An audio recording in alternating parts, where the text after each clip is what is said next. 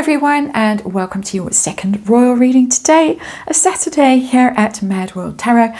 As I've explained in the previous reading, I have my suitcase packed. We are going away for just over a week to quite remote places where there isn't really Wi-Fi, so there might not be much from me tarot-wise for a week or so. I'm trying to catch up, trying to get ahead of myself a bit today, because there's some interesting things going on with Harry and Meghan and their children. Because Lilibet's birthday celebrations have gone on and on and on. I'm sure you've seen the Disneyland extravaganza that has just burst on us today. Poor old Archie, excuse me, I'm losing my voice. Poor old Archie had the solitary photo of himself gazing wistfully out to sea in Mexico as the sun set. It was really a very bleak birthday photo. So I'm going to do a relationship spread just like I did for Lilibet with Meghan. Archie's relationship with his mother, because some people are saying that he's like the scapegoat child now. She's got her golden child. She doesn't need Archie. She's got her prince already in the shape of Prince Harry that she's managed to dominate and make him submit and roll over and die, basically. That's my opinion.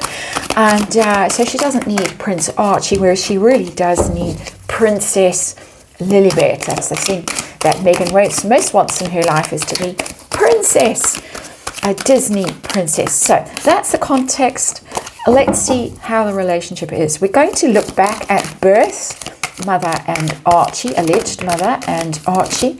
We're going to look at now, where the relationship stands now energetically, and then we're going to look at an open-ended future. Where is this relationship going? And I have the cute ghost tarot on the tarot table, as I had in the previous reading, so I'm not going to show you the box. I'm trying to rattle through this as quickly as I can. This energy is running. Sometimes energy does this. It's been quite stagnant in the past few days. For me as a tarot reader, this energy is flying today, so I'm trying to make use of it while it's around before I fly. And let me remind you that this is tarot, and it's for fun and entertainment, and it is all my opinion, all speculation. Just read energy here, a disclaimer in the box below. It's all allegedly, especially when children are involved. Oh dear. Hermit card. Interesting that it is Harry's major arcana, the Virgo card. Of course, Harry also showed up as the underlying energy for Lilibet in the previous reading. Harry's children, as the Neil Shawns and Lady C's and other people often say, Harry's children. They don't say Meghan's children. So we have Harry's children, but I am really reading on the relationship between Archie and his mother. And that is a lonely soul. Somebody is very isolated, that hermit energy. And I'm just getting tremendous amount of loneliness. It's very much that little picture that we saw in Mexico of the sad little figure all by himself, gazing out at the sunset. It was just heartrending. So let's get to it. Let's get back to the alleged birth. And that's Meghan's energy, Knight of Cups, and this is Archie's energy. We get the Three of Cups in reverse. Interesting. We've got cups now. We didn't with Lily. We had no cups in the same context of actual birth energy, time of birth. Meghan's got Knight of Cups. Meghan has got this, it's very birth-like. It's very emotional. It's very, look what I've produced. I'm ready to embrace this. I'm expressing love. I'm ready to be adored, as well as the mother of Prince Archie. He wasn't a prince then, technically, but there's a lot of emotion here. There's a lot of, whether you believe it's genuine emotion or cosplayed emotion, but there is emotion there, and there is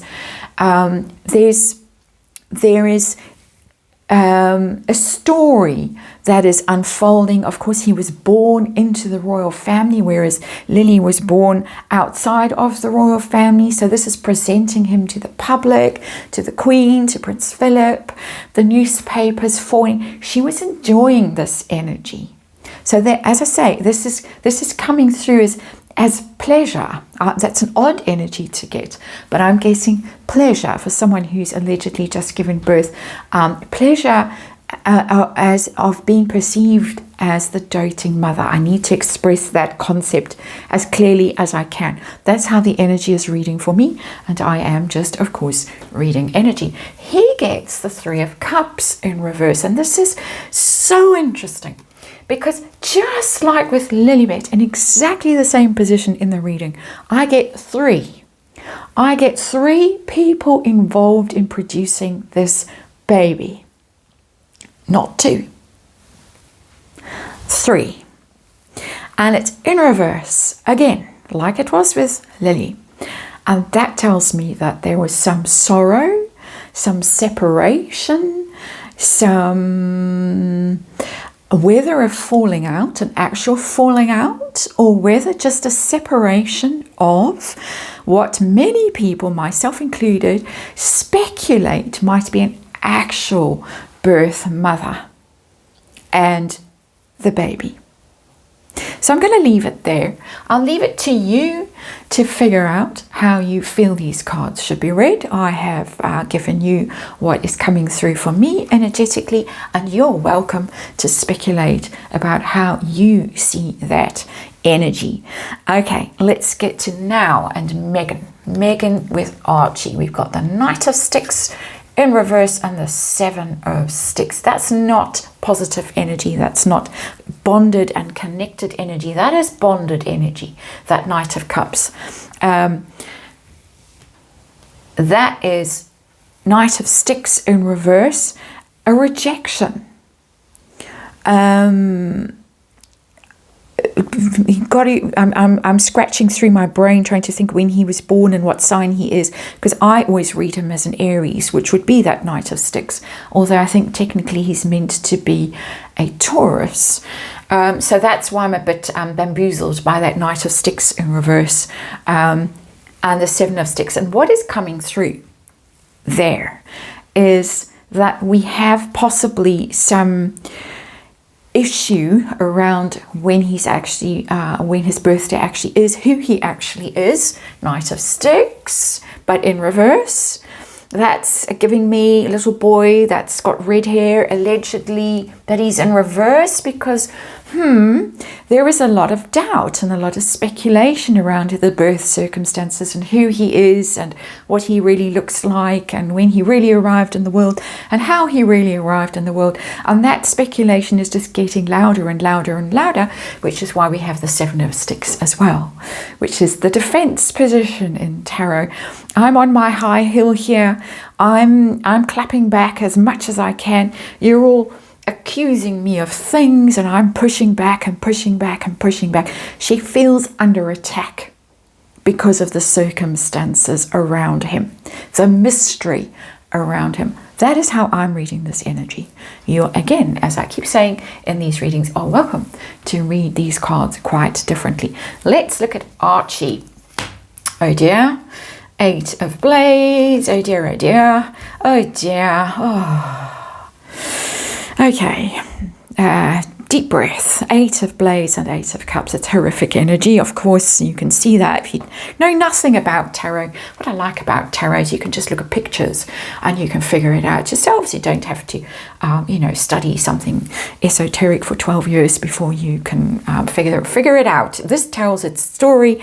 We've got the Eight of Blades, feeling very stuck, very afraid. It's a card of fear, the Eight of Swords, and a lot of people sense when they look at the body language in photos or videos like we've seen recently, because he's on Instagram all the time, they sense this nervousness, this caution, this being quite timid, and this energy in him and the way he relates to his mother. And it's showing up. there's the Eight of Swords. It's a card of fear, and it's more perceived fear. It's learned fear that you feel that you've got to keep yourself tight and not express yourself and not kind of be exuberant and whatever, because you've learned to keep yourself in this little box where you're stuck, but it's kind of safe in that little box, not being too expressive and not being too out there. And then the Eight of Cups, and that's a disappearing energy. And we have a hermit, very alone, the hermit who feels left out, who feels abandoned, who feels that there's just no connection there anymore. There was connection, and then the connection here tells me it has changed, it has ended. Why has it ended? I'm not a psychologist. I don't pretend to be. I'm only reading energy.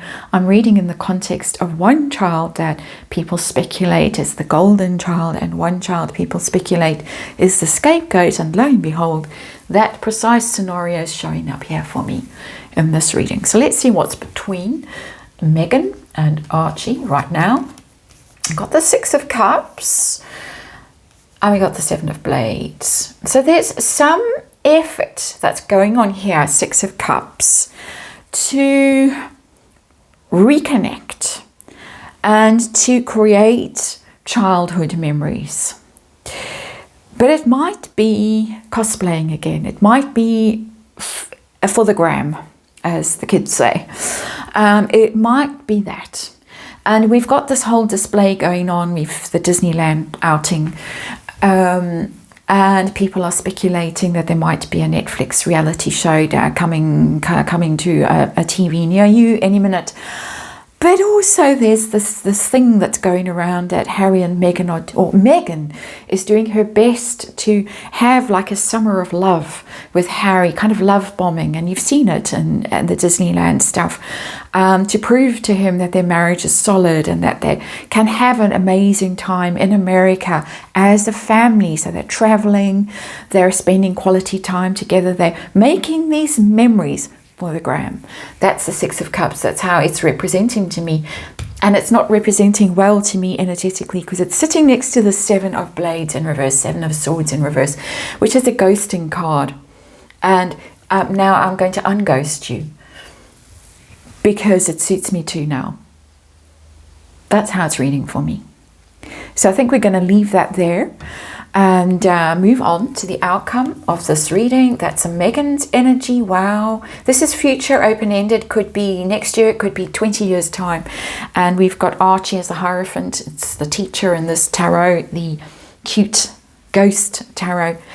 Interesting that it's ending very similar way to the way Lily's relationship ended with Megan. And I use the word ended advisedly because I've got the Ace of Cups in reverse. It's like Megan is just checked out of this relationship. Ace of Cups in reverse. She's given up somehow, whether because she gave up custody along the way. Archie went off to school in the UK. She's checked out. Upright, it's new love, it's unconditional love, the Ace of Cups, it's eternal love, it's the kind of love that you have for a child, and it's in reverse. She's not feeling it, she's not even vaguely invested in this person, who turns into Hierophant energy. Teacher, as it's described here, is one of the interpretations of the Hierophant card. It's very interesting. I've mentioned in Lily's reading that I'm looking at the living Nostradamus and his readings, his psychic readings on Archie and Lily and where they're going to end up. I'm going to try and get to that later on this morning. Kind of what this guy has been saying about Archie's future, because it's becoming someone who's very grounded, who's very serious, very focused on what he does, not a celebrity energy, not a nepo child, none of that.